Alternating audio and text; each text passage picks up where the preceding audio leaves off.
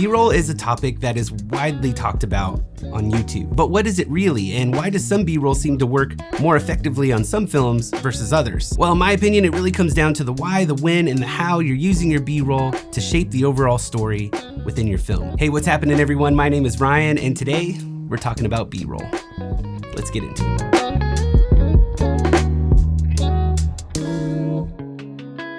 These days, there are plenty of ways to utilize B-roll in visual storytelling. For example, you may film your B-roll very differently if you're filming a narrative film versus a documentary film or even a YouTube video. Forethought and planning really play a big role when capturing B-roll. We're gonna get into all that in a little bit later in the video, but first it's really important to understand what B-roll truly is. Now, by now, we probably all know that B-roll basically is footage that is cut into your main footage or A-roll, but it's important to know which shots you need to get and when and where to place them within your film. For example, shots of locations or landscapes can give us a sense of where our main character or characters are, or even give us a sense of how big or small our character feels within the moment. While close-up shots of objects or people can give us a sense of what our characters are thinking, feeling, or even simply just what they're looking at. B-roll is a very useful tool when visual storytelling because it adds depth and context to our A-roll, our main footage. But how do you know which shots to get? And how do you know what shots go when and where within your film and how they could work most effectively? Well, here are a few tips that I've learned over the years that might help. Number one, plan your B-roll shots. Now, we talk about this a lot on this channel, but I truly believe that planning ahead of time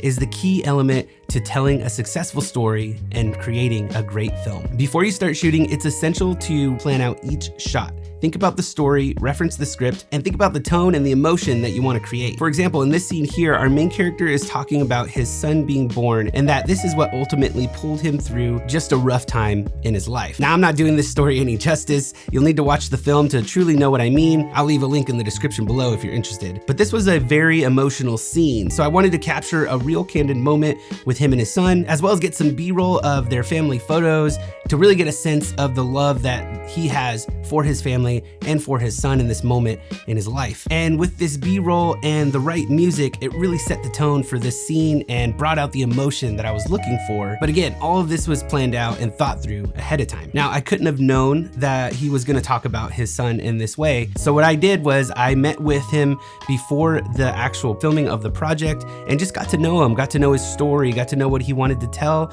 became really good friends before we stepped on that film set and started filming his interview. This allowed me to know what kind of shots I wanted to get, because knowing ahead of time that he was going to talk about his family, I then knew that I needed to get some B-roll of his family and even of him and his son in a real candid moment. This allowed me to capture the B-roll that I really needed to tell the story that I wanted to tell. I definitely recommend having pre-production meetings with your team. If it's a documentary, meeting with the people that you're interviewing, then make a list of all the shots you're going to need and consider how they're going to affect the overall footage. And just as an added bonus, this will also save you a ton of time in post because you're doing all the planning now. You know exactly what your film is going to look like, so there's that. There are always going to be changes in post-production or throughout the entire process, but this will definitely help overall. And tip number two, just get some options, get some variety, especially on a documentary film, just little things that could help paint the environment that we're in with our character. Now, a rule of thumb that I've always learned is to shoot a tight, a medium, and a wide shot. And if you're constantly thinking about that on set, you're gonna be just fine in post. A wide shot is gonna be your establishing shot, and your medium, it's gonna be your main shot, and then the tight is gonna be details and little things like that to better help shape the story. This will ensure you plenty of options when you get to post, but as you get comfortable with some of these shots and you get more comfortable on set, it's fun to be able to experiment and get creative with some of the shots that you want. So I definitely want to encourage you to try different angles, try different focal lengths and different camera movements, and just get creative with the B-roll that you're going to use for your film, because you can really get some interesting shots and creative shots that can really make your film or your scene stand out. And number three, think through your transitions. Smooth transitions between your A-roll and your B-roll really are vital when trying to create a professional look for your film, and it really can showcase your skills as a filmmaker. There are plenty of techniques out there that you could use when trying to create a smooth transition. Doing things like match cuts, or even editing tricks like L cuts and J cuts to smooth out the audio under your footage and make a seamless transition. Using audio leading up to the next scene is one way that I like to make transitions personally. I will sometimes bring bring in a sound that comes in kind of quiet and then increase in volume, giving us a sense of intensity or anxiety or something like that, and then